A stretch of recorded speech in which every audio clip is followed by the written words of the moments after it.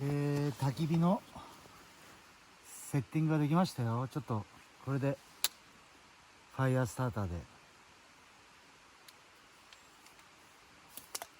火をつけてみますよ。こうか。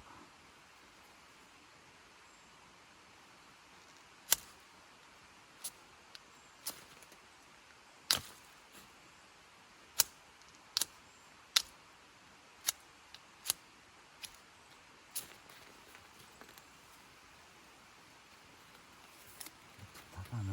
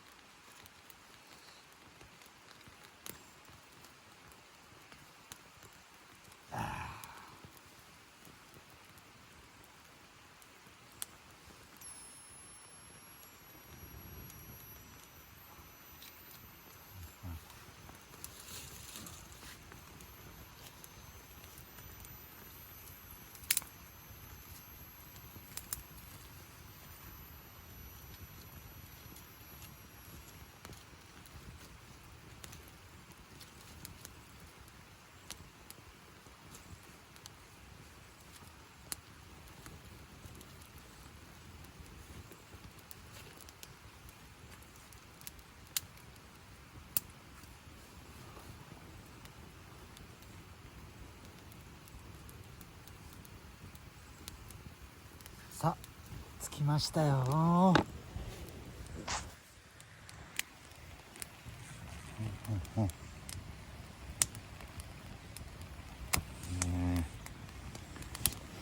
太いのが乾かし気味で、よし、